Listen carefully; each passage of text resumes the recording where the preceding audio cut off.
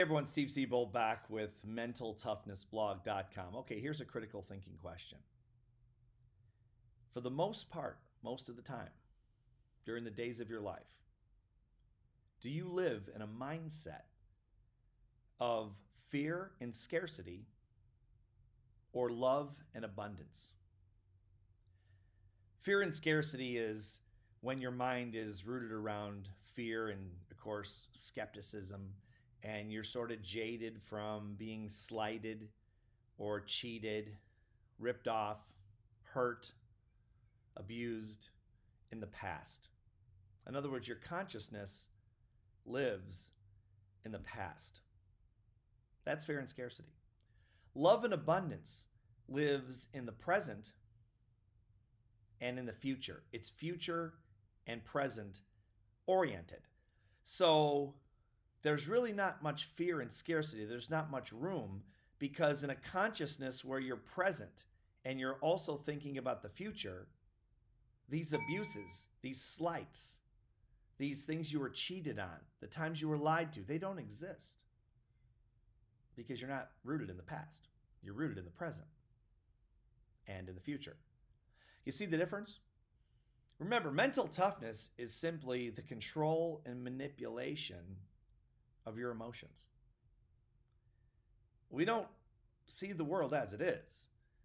We see the world as we are, and we control it. Now, most people don't control it. They don't manipulate their own emotions to serve their best interests. They live in the past, and so they operate in the present based on the past, even when it doesn't serve them. See, their fear and scarcity has a place. Like if you've been burned before because you put your hand over a hot fire, fear of being burned again is positive. But let's say you were in a relationship, or you had a business, or you had some kind of situation in your life where you were cheated or lied to or abused or something like that, and you carry that fear into the present, then you in essence project your fear onto what's happening in your life in the present, and you're projecting that fear into the future. It's not really complicated. If it sounds complicated, it's really not. It's basically controlling your emotions. It's really what mental toughness is all about. Now, is it easier said than done? Absolutely.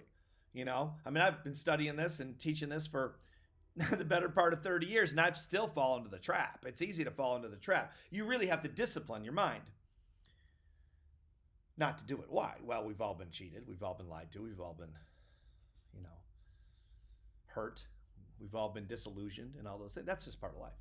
But the question is, does it serve our best interest to bring that pain and that skepticism and that fear and that hurt, all those things, into the present and then project it into the future so we connect it right away into our lives based on something that happened in the past? It has no correlation at all with the present or the future. It might be an experience you had, but it doesn't mean you're going to have it again.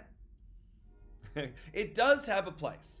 Again, if you run out in the middle of the street without looking and you get hit by a car, it serves you well to look both ways before you run again. But for the most part, it doesn't. It brings fear and scarcity into current situations where it really doesn't exist until we bring it into existence.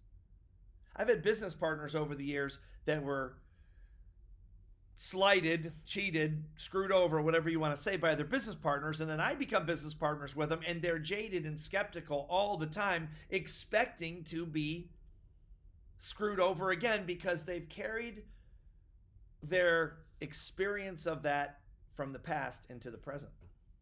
And so they project it, assuming they're going to be hurt. People do this in relationships all the time. It's easy to do. They do it in a lot of things.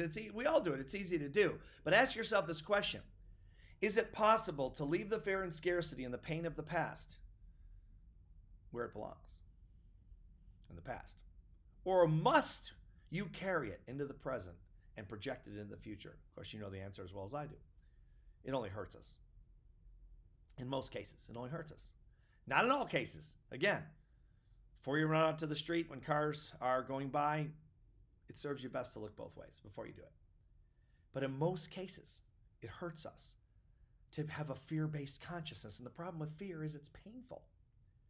It's painful to feel fear. None of us like fear. None of us like scarcity. You want to live in love and abundance, you only have one life. This is it as far as we know. People have a lot of beliefs about afterlife and all kinds of things, and that's wonderful, and I'm not against people believing anything they want to believe, but there really is no evidence of any of these things. These are all wishes, and I hope it's all right.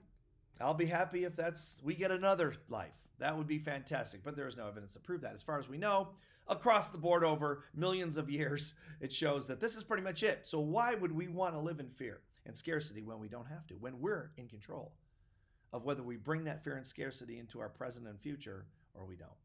Something to think about. Thanks for watching the blog. Stay mentally tough. See you next time.